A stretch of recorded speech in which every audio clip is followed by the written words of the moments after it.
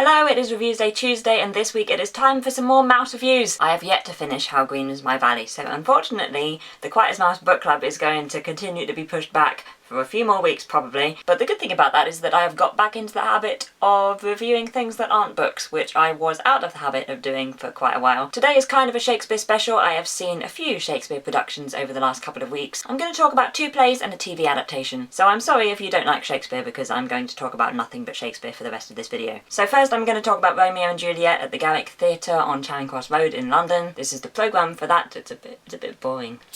The back's more interesting. This is Kenneth Branagh's adaptation. It stars Lily James as Juliet, Richard Madden as Romeo, Derek Jacobi as Mercutio, and Mira Sayal as the nurse. This production is set in 1950s Verona. I like the staging overall, the sets, the lighting, the costumes. I like Juliet's costumes especially. There was a lot of black and white in the costumes. I loved the set for Juliet's tomb. It was very atmospheric and impressive, and the actors often lit themselves with torches and with little portable lights, which I thought worked well. As for the cast, I thought Lily James was very sympathetic and believable as Juliet. I liked Richard Madden as Romeo as well. I wouldn't say he brought anything particularly new to the role, but I think he played him well, and how he portrayed Romeo's increasing lack of control over his life. I thought Mira Sayal was pretty fantastic and funny as the nurse, and Derek Jacobi is a fantastic Shakespearean actor, and it was great to see him perform Mercutio's speeches. I would say, however, that I didn't feel like Mercutio worked entirely as an older man. It just brought me out of the story a bit. In contrast, Samuel Valentine played Friar Lawrence, and I would say that the friar works quite well as a younger man. It made for an interesting dynamic in his relationship with Romeo, and it added a different spin on his decision to help the young lovers. Also, I thought that Michael Rouse was pretty great and terrifying as Juliet's father. So yeah, this production was great and entertaining. I wouldn't say that it offered anything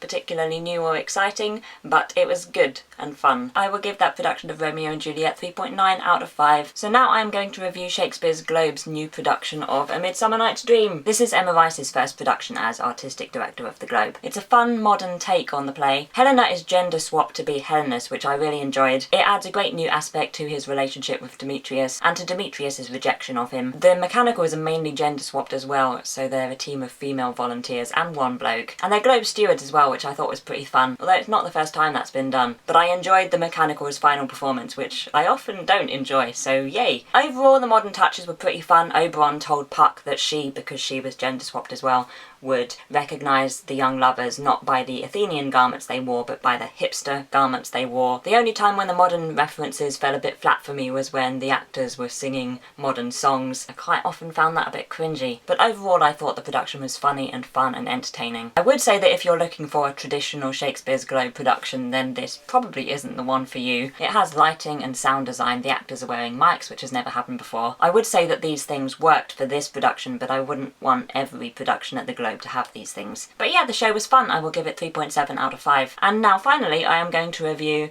A Midsummer Night's Dream again. This is Russell T Davies's TV adaptation, which was on BBC One last Monday. This was another modern production. They had iPads, it was modern dress. It was also condensed to an hour and a half, but I thought it was condensed really well. It worked well. It was very fast paced and exciting. It looked great, I thought, especially the fairies. They often looked really creepy, and I loved the first transition from the court to the forest. I also loved how sinister and terrifying and cruel Duke Theseus was, and how his fate was changed accordingly. I love it when you get a new way of seeing a character or a plot strand. And I loved the ending. We had a fun Shakespeare jig. The fairies invaded the human world. We had bisexual butterflies, and I enjoyed Puck's final speech. Yeah, it worked well, I thought. It was a great retelling for today. I'd recommend checking it out on the BBC iPlayer if you fancy it, and I will give it 4.1 out of 5. So that's it for today. Here endeth the Shakespeare talk. Have you seen any good Shakespeare productions recently? Are there any you would recommend for me? I'm working again on Friday and for the next few Fridays, so Phone Friday might be a bit late for a few weeks. So my next video will probably be at the weekend. I hope you have a great week until then, and I will see you soon.